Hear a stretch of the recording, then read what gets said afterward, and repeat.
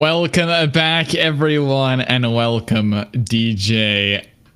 He looks real happy about what he had to say earlier on, man. The croc feels good, and Solo C has to be out of his mind happy with how he played in that series. Welcome back, DJ. You can finally hear me. I was just talking about Solo C's performance, and yeah, the Renekton Italy, strong as ever.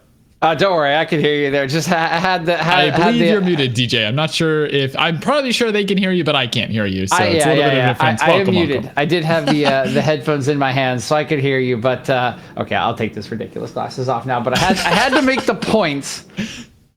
The point that Renekton Italy is really good into squishy champions that can't escape a flash of power W, and Solo does it again here for Gamers for God. Absolutely massive on the champion in the game. Dumpstered was huge as well this time around, just completely dominating the mid-jungle duo. Yeah. Yes, the Lucian didn't die 5 times before 22 minutes. The jungler did, and Lucian died 4. So beautiful performance from them. Great draft, great execution, and Gamers for God here really show me a lot. After forfeiting game 1, they come back and take 2 straight games in pretty strong fashion, and even stronger in game 3. Really like what I saw from them today, and I do think they've announced themselves a bit to the league tonight. Certainly, and well, for New Age, sorry to see you go in the way that you did. Maybe game 1 needed to be the warm-up, but it didn't get any better as the series went out. Again, some really big question marks about the draft and where Rio is headed on the Lucian into the matchup in particular. But yeah, that one's just going to be tough to execute every single day of the week. But my eyes and my thoughts are all on Gamers for God. They are an aggressive team. They're new. They like to fight. They like to get into these really early skirmishy comps that Renekton has been a staple that we've seen so far for Solo C. And I think that unless you're willing to throw down a couple really strange bans and let them get some priority picks, Gamers for God have a very tricky matchup against a lot of these heavier teams that are coming their way.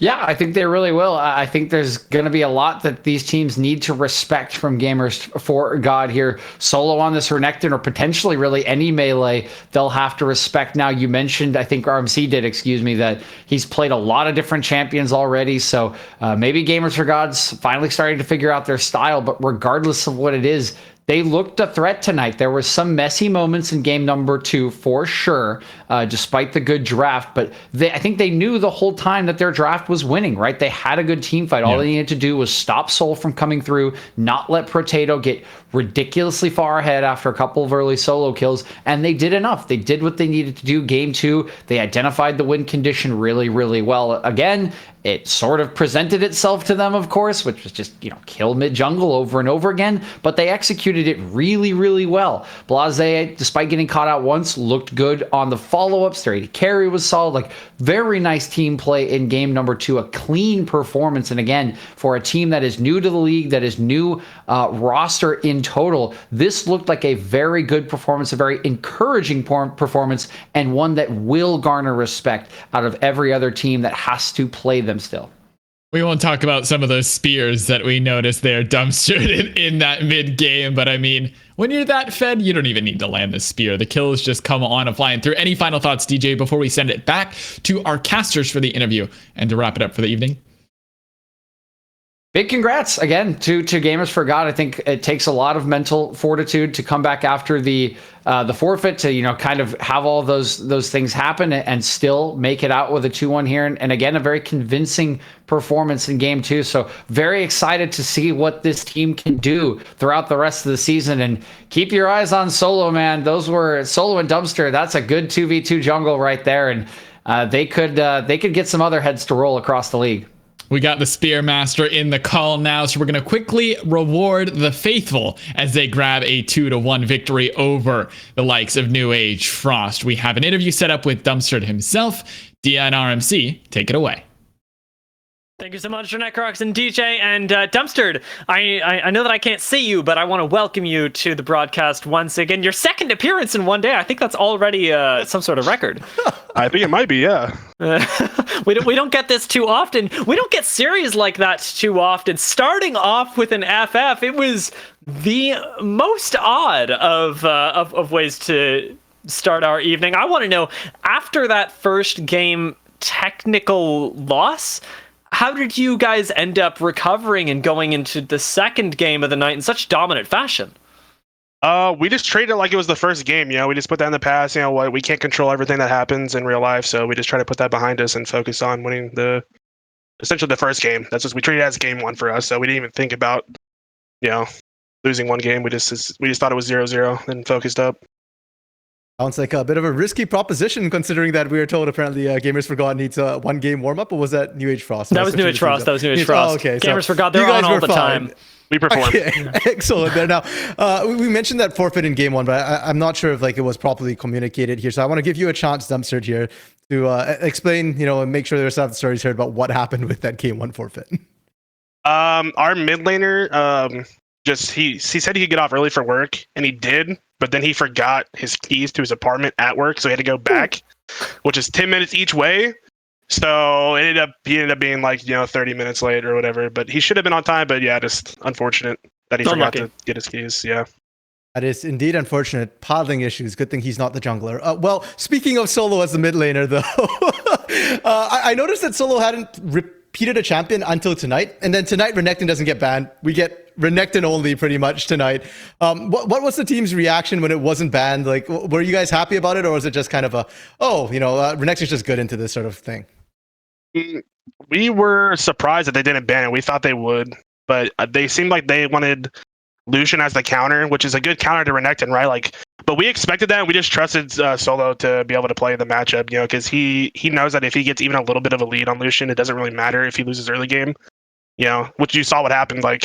He went even, and then he just took over the game. Lucian wasn't able to do very much compared to him on the map, so we were aware of the risk of them counterpicking with Lucian, but we didn't really mind. Fair enough, yeah, and I think definitely that Nido we play was slick into the mid lane, definitely did punish exactly as we were concerned about. And now for you, Dumpster, you two seem to be the highlights of these games here, the mid jungle synergy. But game 2, Baron, you guys tried to start it 3-4 times before you finally actually got onto it, and then you lost it to Age King. Yeah. What was the team's comms at that point? Did you get flamed? Did you turn into a flaming dumpster at that point? No, I called that it was a 50-50 and we needed to stop it. It's something we're going to work on for sure. It's something we talked about after the game, where we need to, let them get baited in essentially, and then, kill the jungler and not let him steal. So it's something we talked about. I called that it was a 50-50 and we just still took it. So, I mean, it was kind of expected, but, it happens sometimes. You can't win them all. Yeah, for sure. I mean, even after you lost the Baron, you guys definitely looked like you were still in control. Did manage to close the game quite cleanly there. So last question from me here would be, we mentioned it on Desk a little bit that you are going to be facing, having a pretty tough strength of schedule in the coming weeks here. Have you guys looked into that? What are your thoughts running into that? Are you, kind of using it as training, or what are your thoughts? We just take it week by week, so we don't really look forward to the matches ahead. We just now we'll start looking at who we're facing next week, but prior to this, we didn't really do any research on the teams, but now we'll start looking into it. But we just take, we respect all of our opponents, but we know we can take it and win.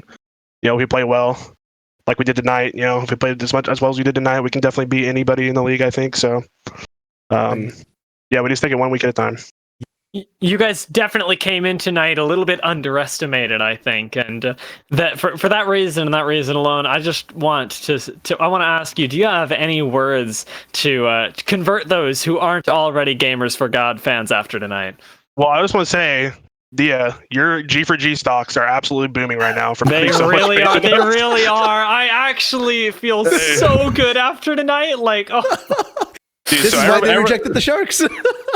Every other caster is going to have fear of missing out FOMO after today. So, start investing your stocks in G4G, guys, because I swear we're only going up from here.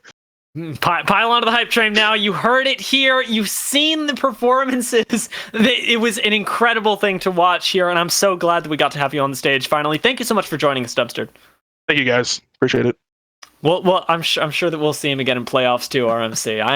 I'm still riding high on these stocks, and I'm excited to see how they continue to perform in the days to come. I need to thank you, of course, for being a wonderful color caster, and we got two beautiful analysts there, DJ and Necrox, with Benjamin's on production. I just don't know how much better it gets. You've been a wonderful audience here at Excellency, bearing with us through all of the early shenanigans into a wonderful Game 2 and Game 3, and even now, I need to remind you that it doesn't stop here. We've got the Excellent 3 podcast coming on right after this finishes, so don't go anywhere because the content never stops at the Esports Network.